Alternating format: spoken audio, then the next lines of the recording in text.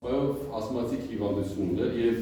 ինքը նաեւ ալերգիկ էր, դրա համար բուժումները շատ դժվար էին եւ այնպես ստացվեց, որ մի օր որոշեց հայրս եւ բժիշկը, որ իրեն պետք է տեղափոխեն Դիլիջան, երևի այնտեղ օդը ավելի թթված է շատ եւ վարկեցի, ես ունեի այնտեղ հորաքուր։ Մայրս ասում է մի օր շատ ծանր պարկած էի, դու խաղ էի անում եւ ես ասեցի Կարեն ջան, աղոթի իմ համար։ Ու ասում եմ ծնկի եկար, ու սկսեցի աղոթել։ Ես չեմ հիշում, բայց այդ դեպքից անցել է մոտ 30 տարի։ Մարդիկ ասում են, որ երկինք ընկնեմ, Աստծուն հարցեր կտամ։ Երևի հարցերից մեկը կլինի Աստված, այդ փոքրիկ իմ աղոթքը դու լսեցիր, դրա հիման վրա իմ մայրը կարողացավ ապրել, որտեղ իսկապես ինքը շատ մահմեզ վիճակի մեջ է։ Եվ մինչև իմ ապաշխարությունը իմ կյանքում ևս մի երկու հետաքրքիր պատահար եղավ, որը ես կարծում եմ, որ Աստված հատուկ գործում էր իմ կյանքում։ Ես պատմեմ երկրորդից, հետո առաջին կպատմեմ, որն է եղել։ Երկրորդ ես արդեն ամուսնացած ապրում էինք Թաթարստանում, եւ իմ կինը առաջին անգամ գնաց Հայաստան, որ արդեն եկել ենք Թաթարստան, ինքը առաջին անգամ գնաց Հայաստան, մենք սպասում ենք առաջին մեր զավակին, եւ ես մի օր առաջին անգամ ամեն ինչ առաջին ստացվեց, առաջին անգամ իմ կյանքում Թաթարստանում գտնվելուց մի շատ լավ գործարքային պայմանագիր էի կնքել,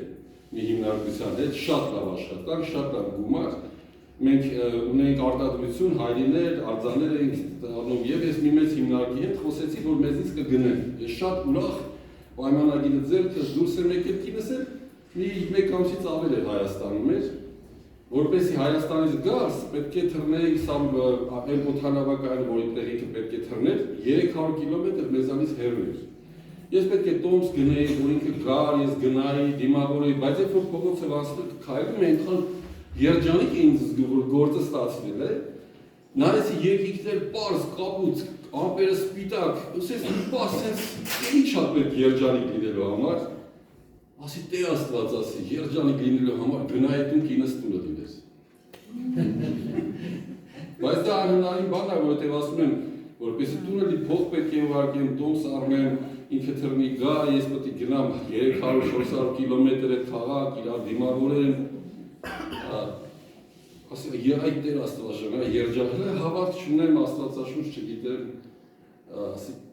100% երջանիկ լինելու արկ ուզենա այդպես մեզ խոսեմ քեզ սիրել Արի փողի աշխատը երջանիկ չէի, բայց կեդու էի պակաս Եկա դուրը բացել, տեսնեմ կինս տանում Ինչ է եղել, իմ կնոջս հայրը կահույքներ է, փայտից կահույքներ են անում և ինչ-որ բիզնեսմեն տղաներ եկել էին, առաջարկել էին որ իրենց հետ գնանք Արենբուրգ, ասել մենք ունենք մեր ինքնաթիռը, ձեզ կվերցնենք գնանք Արենբուրգ, հայրը հասմիկներն ասում է, դե որ գնում եք պապ ինձ հետ տարեք, ու տենց ինչ-որ ձևերով, ու ես հիմա մտածում եմ, Աստված արդեն գիտե, որ ես բթևի ամին ես բար խնդրել, նախորդ է տղեկին պատրաստում, ինքնաթիռը պատրաստում, ու դա իմ համար մեծ վկայություն եղավ, որ կա Աստված։ Երջանկացա որ տեսարտուններ։ Երջանկացա։ Երջանկացա մինչև առաջի խնդրանք, մինչև որ խնդրանքները արդեն չսկսվեցին։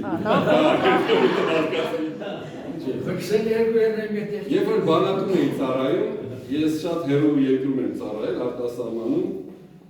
առաջինը որ եկա բանակ, հայ տղաներ հավաքվեցին, մեզ նոր եկածներին հավաքեցին ու ասեցին ըստերի օրենքներն է, ով բանակում են ժամանակները ծառայել, գիտեին իսերի բաներ, ասում են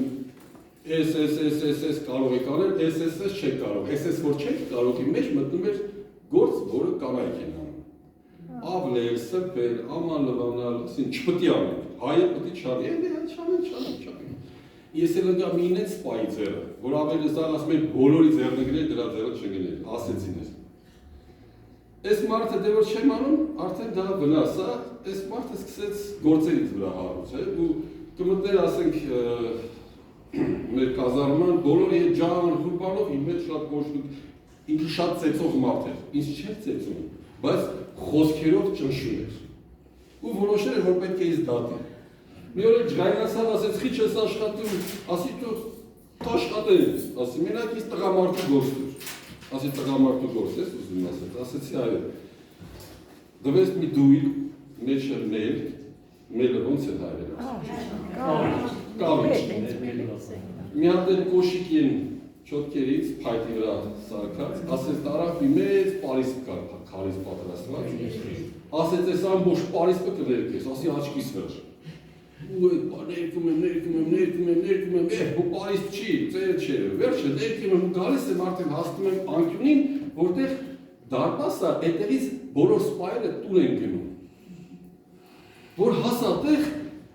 Պարիսը հոսպիտալ չի։ Վայ ասի Տեր Աստված ասեցի, բան չեմ ուզում, քեզ սպաս ասնելուց, մի հատ տենա ես քրտրաջան աշխատանքես, բան պետք չի որ ինձ ասի, մենակ որ նայ ասի, ռուսերեն ասեմ, որտեղ ռուսերեն պետք է ասի, մալադեց, ժպտա, ասի մալադեց Ակապյան, հա ու սենց ներկը գեր գալիս է, որ տեսա գալիս է կանգնեցի, սենց նայում, ճայնացած գալիս է, գիտի ես եմ ենտեղ գործանում, նայեց, մալադեց Ակապյան, Բայց